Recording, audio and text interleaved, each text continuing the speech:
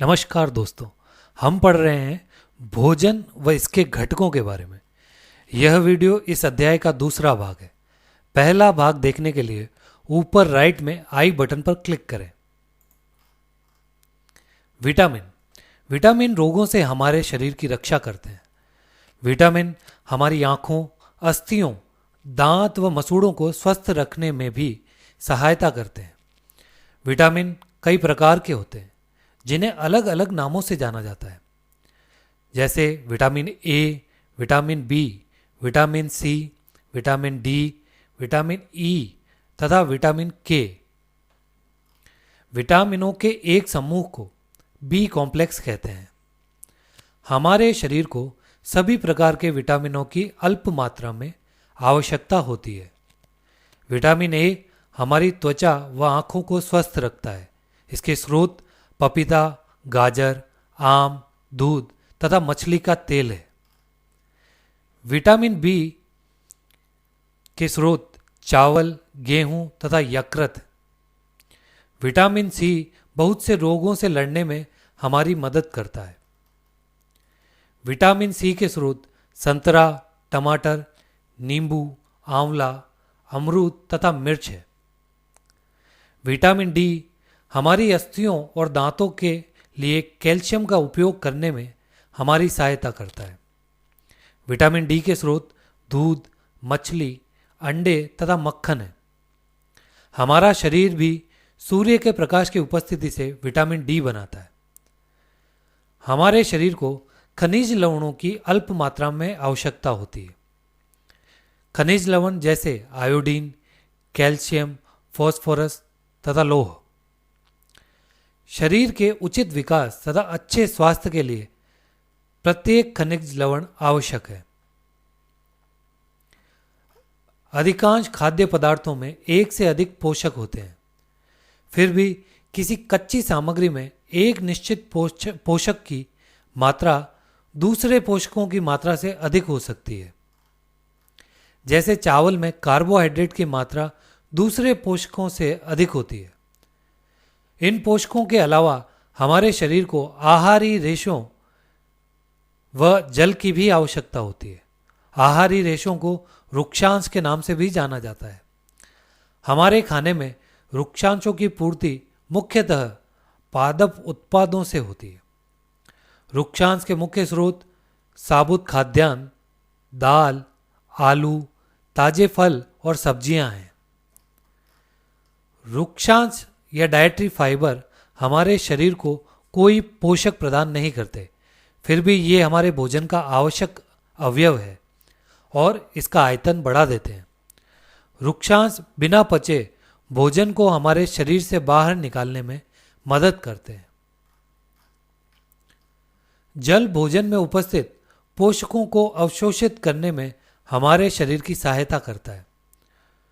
यह कुछ अपशिष्ट पदार्थों जैसे मूत्र और पसीने को शरीर से बाहर निकालने में मदद करता है। संतुलित आहार सामान्यतः पूरे दिन में जो कुछ भी हम खाते हैं उसे आहार या डाइट कहते हैं।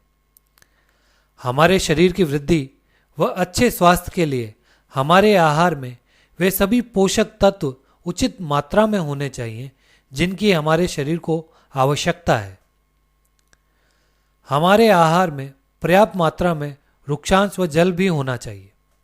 इस प्रकार के आहार को संतुलित आहार या बैलेंस्ड डाइट कहते हैं।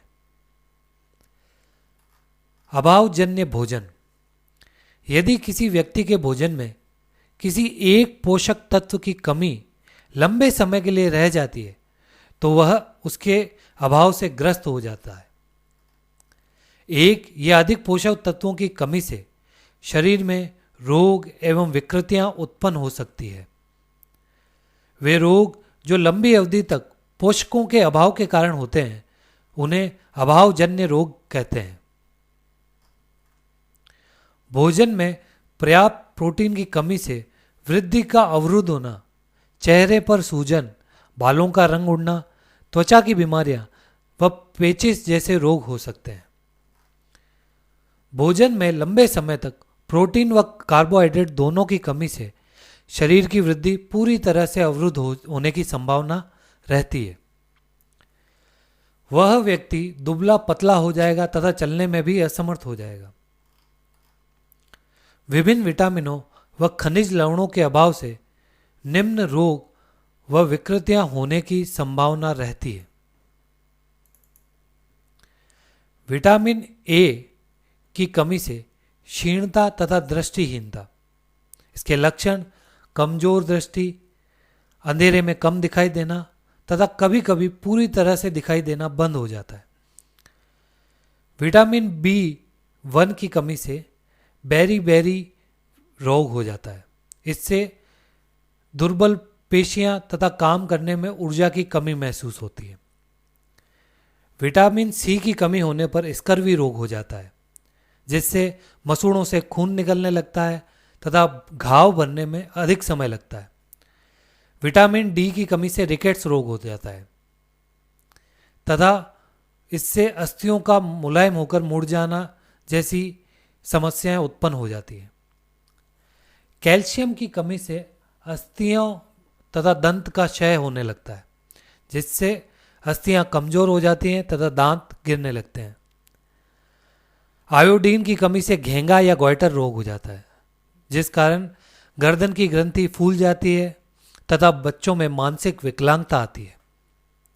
लोह की कमी से अरक्तता या एनीमिया हो जाता है, जिससे शरीर में कमजोरी आ जाती है। इसी के साथ यह वीडियो समाप्त हुआ। वीडियो पसंद आया तो लाइक करें तथा शेयर करें। अपनी प्रतिक्रिया हमें कमेंट कर बताएं और ऐसे ही वीडियो देखने के लिए सब्सक्राइब करना ना भूलें। धन्यवाद।